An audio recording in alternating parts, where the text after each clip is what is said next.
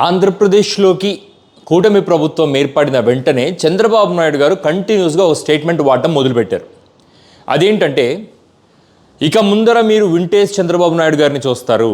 You will see vintage Chandrababu. 1995లో చంద్రబాబు ఎంత యాక్టివ్గా వర్క్ చేశాడో, ఎంత ఎఫెక్టివ్గా వర్క్ చేశాడో, అంతకన్నా స్ట్రాంగెస్ట్ చంద్రబాబు నాయుడుని చూస్తారు. చంద్రబాబు నాయుడు 2.0ని చూస్తారు అంటూ ఆయన కంటిన్యూస్గా ఆంధ్రప్రదేశ్ ప్రజలకు హామీ ఇస్తూ వచ్చాడు. అంటే బ్రాండ్ ఆంధ్రాని బిల్డ్ చేస్తున్నాను అని చెప్తూ బ్రాండ్ చంద్రబాబును చూపిస్తాను అంటూ ముందుకు వెళ్తూ వచ్చాడు చంద్రబాబు నాయుడు గారు. కూటమి ప్రభుత్వం ఏర్పడి ఇప్పటికి దాదాపు 7-8 నెలలైంది. నేను ప్రతిపక్షాలలాగా ఇప్పటికిప్పుడు చంద్రబాబు నాయుడు గారు మ్యాజిక్ చేసేయాలి, ఏదో చేసేయాలని నేనైతే మాట్లాడను. ఎందుకంటే ఏదైనా చేయడానికి 1 సంవత్సరం గ్రౌండ్ వర్కే పడుతుంది. సో ఆ గ్రౌండ్ వర్క్ చంద్రబాబు నాయుడు గారు చేసుకోవాలి.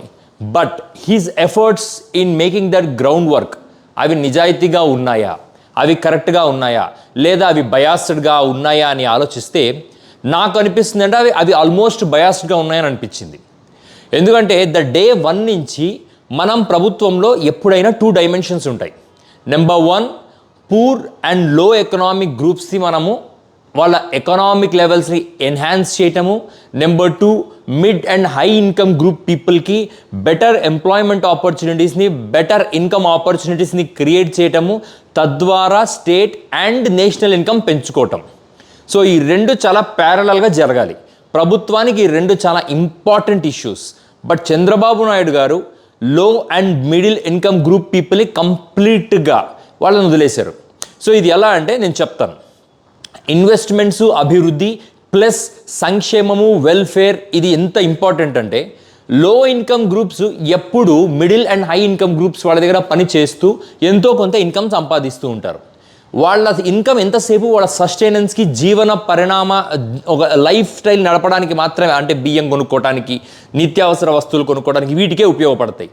వాళ్ళు సేవింగ్స్లో డబ్బు పెట్టాలి అంటే మాత్రం అడిషనల్ ఇన్కమ్ సోర్స్ కావాలి. దాన్ని జగన్మోహన్ రెడ్డి గారు నవరత్నాల పేరుతో ఇన్కమ్ సపోర్ట్ చేస్తూ పోయారు. వేరస్ జగన్మోహన్ రెడ్డి గారు clearly neglected higher and above middle class higher and above middle class పీపుల్ని జగన్మోహన్ రెడ్డి గారు ఇగ్నోర్ చేశారు అన్నది చాలా వర్గాల నుంచి వస్తున్న ఒక అభియోగం. దాన్నే ఎఫెక్టివ్గా రాజకీయాల్లో ఆయుధంగా మలుచుకున్న చంద్రబాబు నాయుడు గారు అండ్ కూటమి ప్రభుత్వం, they came in to power. రీసెంట్గా దావోస్ గురించి నిన్న చంద్రబాబు నాయుడు గారు ఒక ప్రెస్ మీట్ పెట్టడం జరిగింది. ఆ ప్రెస్ మీట్ ఉద్దేశం ఏంటంటే, ఇక్కడ నేను 3 పాయింట్లు మాట్లాడతాను. చంద్రబాబు నాయుడు బ్రాండ్ ఏపీని బిల్డ్ చేస్తున్నానన్న పేరుతో హీఈస్ కిల్లింగ్ బ్రాండ్ ఏపీ అనేది నా ఉద్దేశం. అంటే నాకు నిజంగా చెప్తున్నాను, ఎటువంటి బయాస్ లేకుండా ఈ మాట మాట్లాడుతున్నాను. బేసికల్లీ రాజకీయాల్లో బయాస్గా అనిపించవచ్చు మీలో చాలామందికి, కానీ నేను చెప్తుంది ఏంటంటే, బ్రాండ్ ఏపీ పేరుతో he promoted brand Hyderabad. Sir, Chandrababu Naidu గారిని నేను సూటిగా ఒక ప్రశ్న అడగాలనుకుంటున్నాను. హైదరాబాద్ నేను కట్టాను, హైదరాబాద్ నా బ్రెయిన్ చైల్డ్, హైదరాబాద్ ఒక అద్భుతమైన నగరం అని మీరు కంటిన్యూస్గా చెప్పటం వల్ల బ్రాండ్ పెరిగేది హైదరాబాద్కా ఏపీకా? బ్రాండ్ చంద్రబాబు అనే పేరుతో మీరు హైదరాబాద్ని ప్రమోట్ చేసుకుంటూ 1995లో బిల్గేట్స్ని తీసుకొచ్చాను, నేనే I am the first person to bring Bill Gates to Hyderabad. Hyderabad ఈరోజు విశ్వనగరాలుగా ఉందంటే అది నా వల్ల. ఒక పక్కన హైదరాబాద్ని ప్రమోట్ చేస్తున్నారు, ఒక పక్కన మిమ్మల్ని మీరు ప్రమోట్ చేసుకుంటున్నారు. మెడ పట్టుకొని హైదరాబాద్ నుంచి ఆంధ్రప్రదేశ్ ప్రజల్ని తోసేశారు సార్ తెలంగాణ ప్రజలు. మాకు సపరేట్ తెలంగాణ కావాలి, మాకు సపరేట్ ఉనికి కావాలి అని మెడ పట్టుకొని తోసేశారు.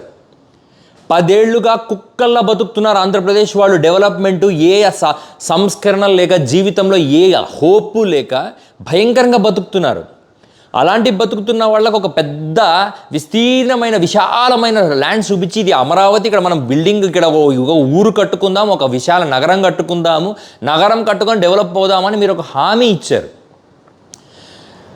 ఒక ప్లెబిసైట్ నిర్వహించి ఉండాల్సిన ఆంధ్రప్రదేశ్లో మీరు గెలవడమే ప్లెబిసైట్ అనుకొని అమరావతిని డెవలప్ చేస్తున్నారు. అమరావతిలో కొన్ని లక్షల కోట్ల ఇన్వెస్ట్మెంట్ పెడుతున్నారు, తప్పులేదు. You have to construct a new city, తప్పులేదు. ఎందుకంటే ఇవన్నీ ట్రైలర్ బేసిస్లో మాట్లాడే మాటలే, ఎందుకంటే కొన్ని సంవత్సరాల తర్వాత అమరావతి ఎలా ఫ్లరిష్ అవుతుందో ఆ దేవునికి తెలియాలి. That's I'm not here to discuss about Amaravati.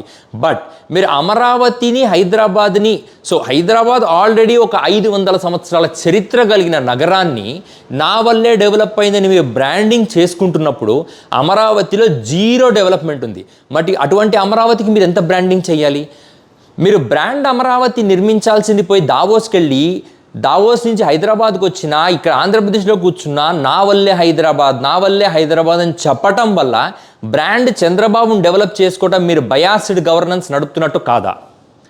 ఎంతసేపు బ్రాండ్ అమరావతి అని చెప్పాల్సింది పోయి నా వల్ల హైదరాబాద్. ఇప్పుడు హైదరాబాద్ నుంచి వచ్చిన రేవంత్ రెడ్డి గారు చంద్రబాబు నాయుడు గారిని పక్కన పెట్టేసి నా హైదరాబాద్కి ఇన్వెస్ట్మెంట్స్ తీసుకుని రండి అని ఏదో ఒక బిల్డింగ్స్ రియల్ ఎస్టేట్ ఎక్స్పోలో కొట్లాడుకుంటున్న రియల్ ఎస్టేట్ ఏజెంట్లలాగా మీరు హైదరాబాద్ కోసమే, ఆయన హైదరాబాద్ కోసమే. ఇక్కడ వార్ వన్ సైడ్ అయిపోయింది. అమరావతి కోసం మీరు ఏం చేస్తున్నారు? మీరు దావోస్కి వెళ్ళినప్పుడు కూడా ఇన్ని లక్షల కోట్ల పెట్టుబడి తెస్తున్నాము, ఇన్ని లక్షల మందితో మాట్లాడుతున్నాము అని చెప్తున్నారు కదా. ఎంత ఇన్వెస్ట్మెంట్ వచ్చింది అనడానికి నేను ప్రతిపక్ష నేతను కాదు, కానీ అక్కడ వాళ్లకు బ్రాండ్ ఆంధ్ర మీద, బ్రాండ్ అమరావతి మీద ఎంత కాన్ఫిడెన్స్ వచ్చింది? How much confidence did you instil in those people? Basically నేను ఒక మాట చెప్తానండి, పొలిటీషియన్స్ని వ్యాపారవేత్తలు, పారిశ్రామికవేత్తలు నమ్మరు. ఇది నిజం.